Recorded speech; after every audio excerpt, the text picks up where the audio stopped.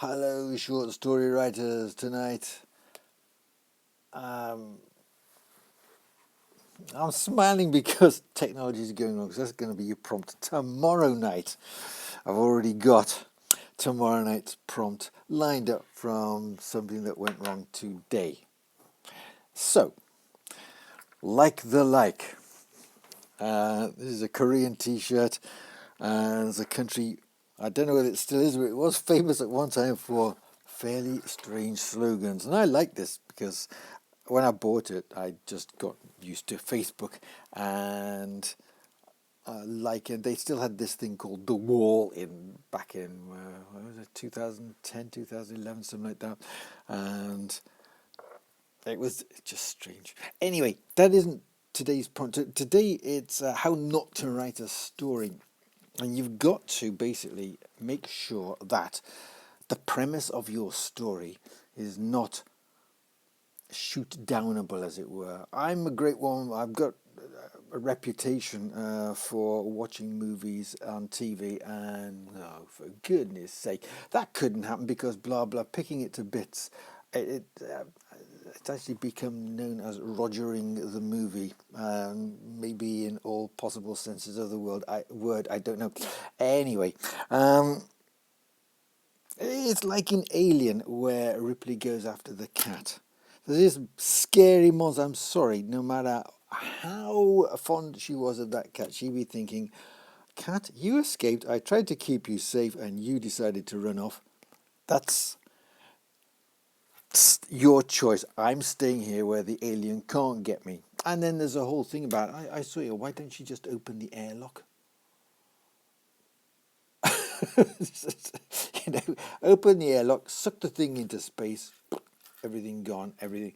And that's obvious that she should do that about 2/3. So this is the point. And this was actually inspired not by Alien, but by a comment by, I don't know, a Chinese dissident saying, I believe it was a Chinese dissident, saying that COVID-19 was formed in a laboratory in order to wreak havoc in the world. And there's just one big, as in two big, massive holes in that story. So if you were to take that and write a story around it, you've got to consider these two scenarios as to why that's a load of old nonsense.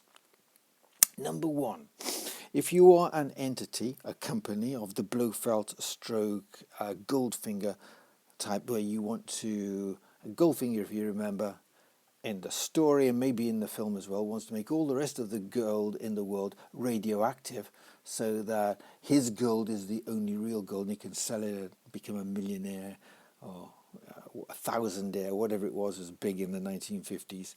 And Blofeld's just, he's crazy.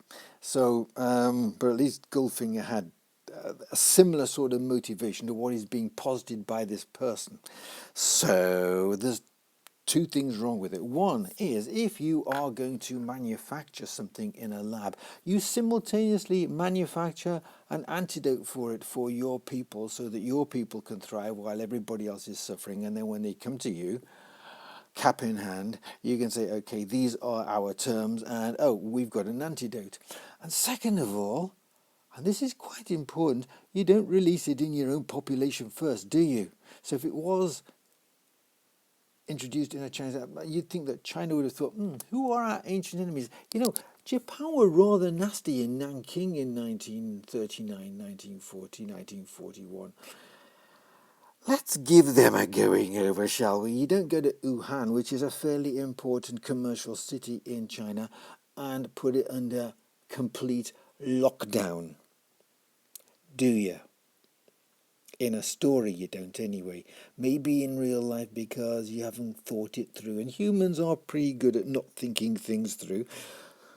But one, if that appeared in a story, your audience would completely laugh at you. And two, for the very same reason, I'm not exactly buying this person's story. Plus three, why this virus? Let's just re-release smallpox into the world. It's not that hard.